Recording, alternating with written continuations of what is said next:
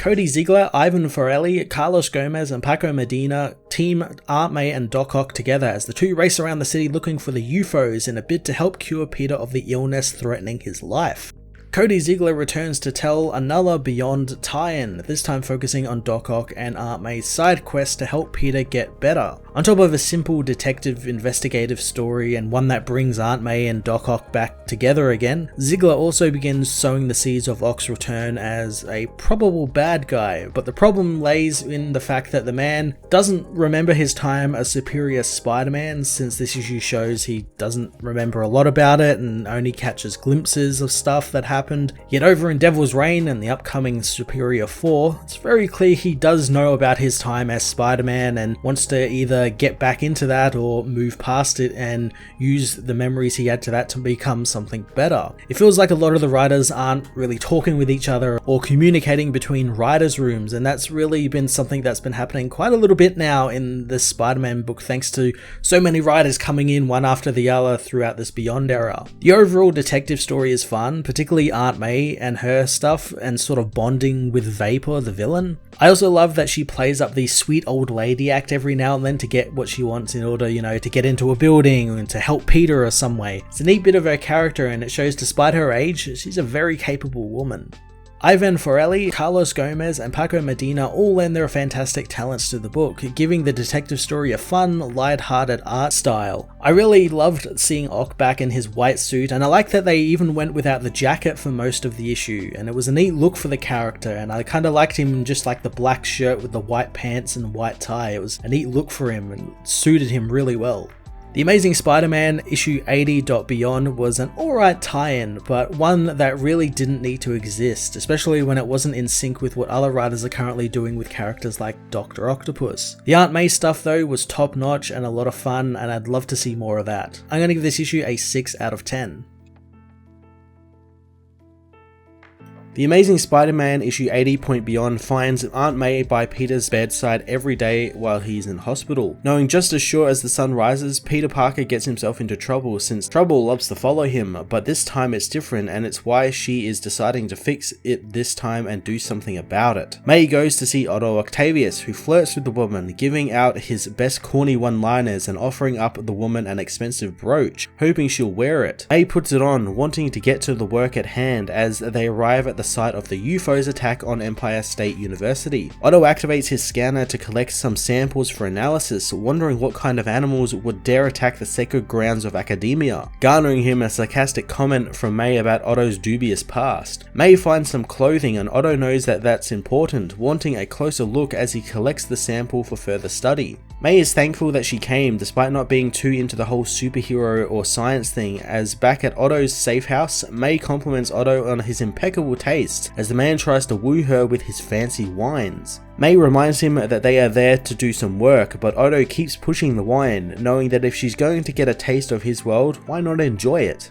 Taking the wine, they get to work, and May knows the fancy wine won't stop her from remembering why they are there. Otto sets up his analysis, hoping that May is ready to see the whole thing through. The woman is, since she wouldn't have contacted her octopus-themed evil genius ex to dig around a crime scene at night if she wasn't. Otto reassures her that if they embark on this journey together, he will be the best person she thinks he is, and he will do whatever he must to protect himself and her. May knows that he is aware that she can take care of herself as the computer finishes the analysis, finding traces of a rare air pollutant found in the industrial district, as well as a very specific type of radiation. May thinks that these locations are where the person who owns the clothes will be found, but Otto isn't so sure, but they must move fast. Otto suits up with his tentacles, but May hopes that he won't need to use it. Otto explains that while the suit offers robust offensive systems, it also gives him surveillance and collection options, and he can use it to detect the radiation elements with his Omni sensor. Using the sensor to get the first lead, the couple head to an apartment building where Otto wants to rip into since they can't get into it. May wants to use the more subtle approach, using the door's buzzer to trick someone in the building into buzzing them in so they can look at one of their rooms. The landlord shows them a dumpy apartment, telling them that 4 weirdos rented it before them, but they got into trouble with the law. Otto learns that the police never showed up to get them, some people from a company called Infinite Solutions did. May finds something on the carpet and Otto confirms that it is indeed a byproduct of X-rays radiation. May thinks that this has got to do something with Peter's illness, wanting to recreate the radiation signature, but Otto knows that they need more samples first. May can't get the scanner to work, so Otto takes this opportunity to lay down the charm again, making the landlord hope that they'll take it all elsewhere. They track the radiation as May wonders what Infinite Solutions really is. Otto thinks that they are charged with holding superpowered individuals waiting trial or transfer to prison. They find the facility that Infinite Solutions works out of, meeting the guard on duty as May puts on the kind old lady act, pretending they are there to see their grandson. The guard says that visitations are to be scheduled and she cannot see them, tapping the sign to remind the woman of the rules. Leaving the hospital, Otto thinks it's time for his methods, but is reminded by May that they cannot hurt people. Otto understands, unsheathing his tentacles and grabbing May as he scales the building, getting them into the hospital labs. Otto follows his scanner towards the samples, but May reminds him that those samples are people, and they need to remember that. Some guards soon come by, forcing the couple to hide as they soon find the prison floor, where X-Ray is working out with some other captured villains. May doesn't like this situation thanks to all of the people around as they are found by a guard. Ock smashes the man back, alerting the other guards as he gives May the guard's keycard, wanting her to go and find Vapor and get her sample while he deals with X-Ray. May grabs the keycard, running off and telling Otto to be careful as the man takes down the guards and prisoners, confronting X-Ray, who says if Otto wants the $50 he's owed, he wants his dampeners turned off to make this a fair fight. X-Ray blasts the guard, allowing Otto to smash the villain into the wall. X-Ray knows that it will take more than that to stop him, blowing out the roof above Otto and dropping rubble on him. Otto's arms dodge the rubble, using his own energy beams to blast the villain and trap him in his tentacles. Otto isn't impressed with the villain, not believing such lesser talent like him was capable of ever taking on Spider-Man, wanting to know his connections to Infinite Solutions. X-Ray knows that they were fighting the Hulk and then they woke up in a med center where they were told they were being processed and transported to the raft. But the team broke out and tried to do a quick job, but 2 Spider-Men showed up and they were beaten. He knows that this other Spider-Man though wasn't a schlub like the normal one, and he was way superior in every way. Otto throws the villain into the air in a rage, saying that he stands superior over all, and he finds the fact that Spider-Man would ever consider going after such low caliber villains interesting. Otto takes his sample as he is surrounded by the guards, wanting to teach them who they are interfering with. May meanwhile meets with Vapor, who takes a liking to May as she tells the villain how her nephew Peter was hurt in their attack on Empire University. Vapor is sorry, but since she's a bad guy, that comes with the job. May doesn't believe she is a bad person though, just someone who made mistakes, but she wants her to know that real people actually got caught in the crossfire of her mistakes, and she is there to help her since his doctors can't figure out what is wrong with Peter and don't have the information to help him. Vapor can relate, having spent time in the ER, but she can't help. May knows that she can, opening the woman's cell and telling her to make a cure for Peter, they need a sample from her.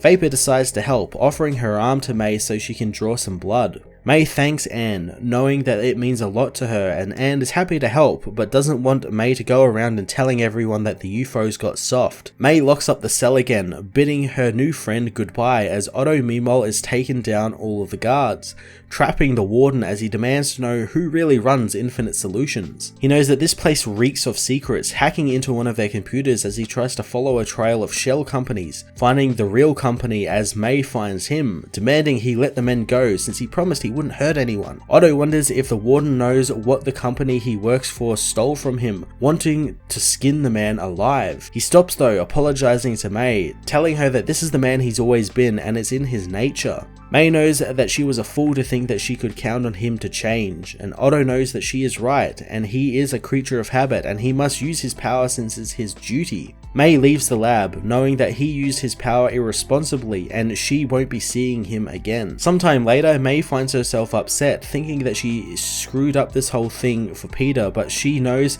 that she'll get him back on his feet, even if it takes a miracle. Dr. Burdick soon calls May, telling her of a breakthrough in her nephew's case as an anonymous source delivered some data detailing the compounds involved in Peter's illness, meaning they can now properly treat him. May knows what Otto did was the right thing, but she is still mad, heading to the hospital where she thanks Dr. Burdick for all he has done, shocked to find that Peter is actually up and well now. She hugs Peter, telling him he had them all worried. Peter tells her to ease up on the hug since if she gets any tighter, he's going to go back into a coma. That night, some guards protect their asset as they move to a rooftop, with each being picked off by Doc Ock, who wants them to give up what he is looking for. One guard hands over his keycard, allowing him access to their computer systems, wondering if the guard knew he was actually working for the Beyond Corporation. On the computer, Otto discovers that the Beyond purchased the remains of Parker Industries, the company he built while inside Peter's body. He knows that the Beyond Spider-Man isn't superior, it's a copy of the work he did and he won't stand for it, planning on reminding the Beyond Corporation that he will always remain the superior.